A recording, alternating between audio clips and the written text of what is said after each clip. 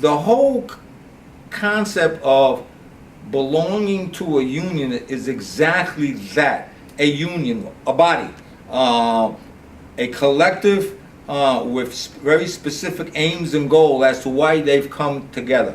And it doesn't, when we go on and we look to organize some workers, we send out an organizer and they do all the research and all the data. But the bottom line is that even with that organizer, it still comes down to all of the workers wanting to do that.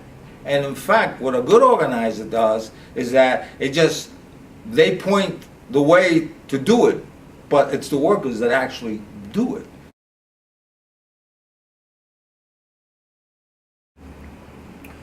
For a period of time in my life, I was a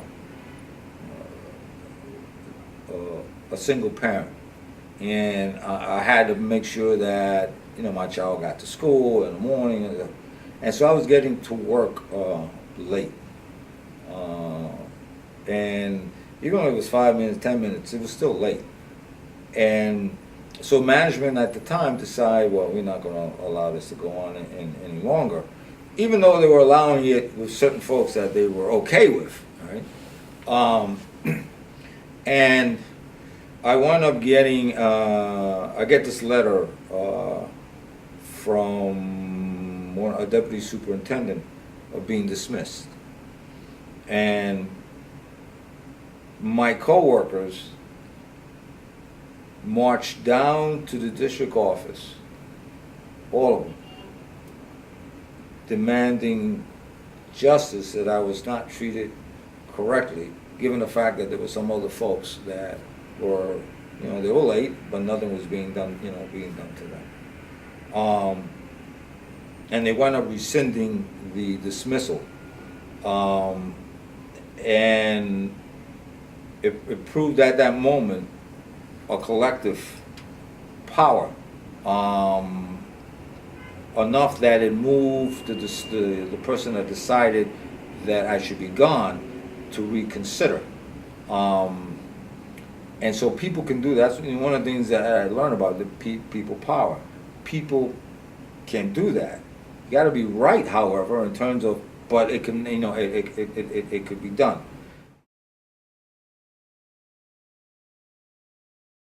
Looking at the conditions of not only communities of color, but working class communities as well, today, has there been progress? Yeah. Really? Yeah, I see, on that aspect, I see very little. And the interesting thing is that Dr. King recognized that, because one of the things that he wanted to do was to have that the next march should focus exactly on that, on the economy and working people.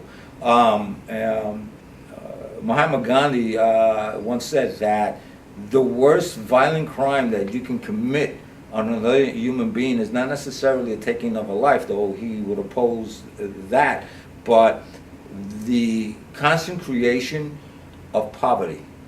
Because then you basically you suck any hope out of an individual that their conditions of life will in fact someday change. It's not going to work itself out. I mean, look around you, and it's just, it's African Americans in poverty, it's Native Americans in poverty, it's Latinos in poverty, and it's this constant work to keep that condition going. Yeah, now I do know the following. I believe in the power of people that they have, but don't recognize that they have the power to make any changes at all. If for one moment everybody was to stop complying with something that they knew was wrong, whoever created the rule, the law, whatever, would have to then stop and take another look at it. And Gandhi was very clear about that. When there would be a boycott or stoppage, it put a tremendous amount of other pressure that was not expected. It still comes down to the workers. And when The Occupy Wall Street group talked about the 99%. They were on target. It is the 99% that make everything actually happen and move, and the 99% still to this day have not realized their power. They're still, because you always have those, you have those that, well, I can't afford to stay out, 2 hours. I say, yeah, but you won't be alone. Everybody's going to be out that day for an hour, 2 hours. It sends a message.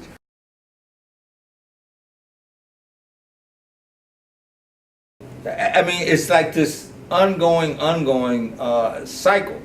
Now, is there a way out of it? I think there is, but there would have to be a revolution. And this is what I define as a revolution. Right?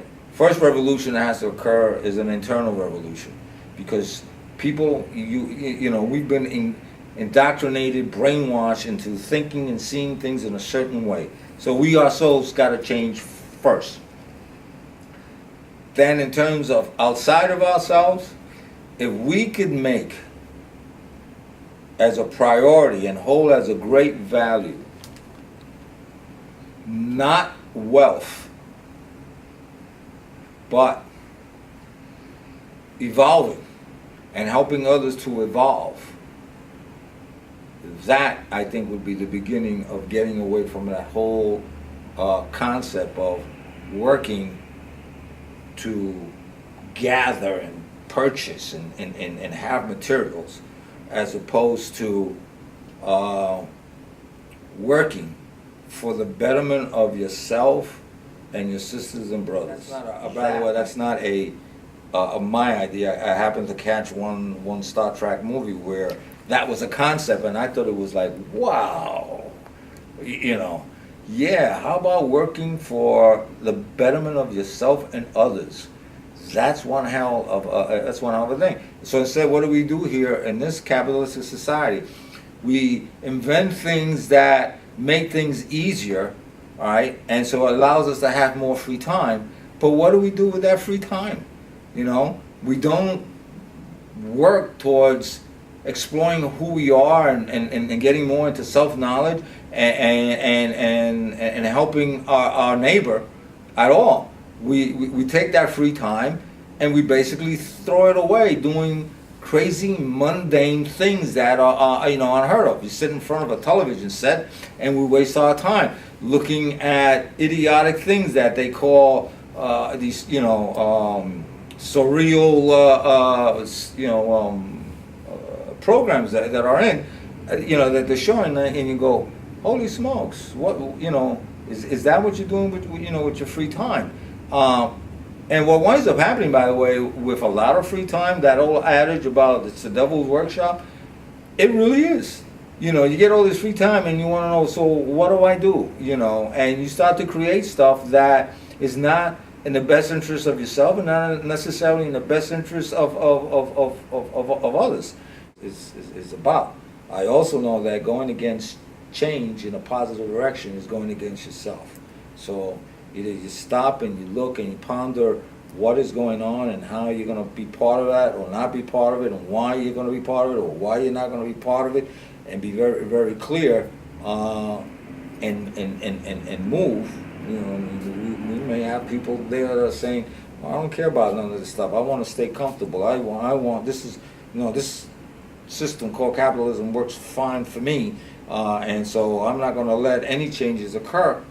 Well, that's fine for you, but at some point, as this thing keeps growing and more people experience homelessness and disease and hunger, which should not be happening in this country. I mean, this is it is the wealthiest country in the world, and for kids to go hungry, people to go hungry, homelessness increasing constantly, while another smaller faction is reaping rewards as a result of that happening.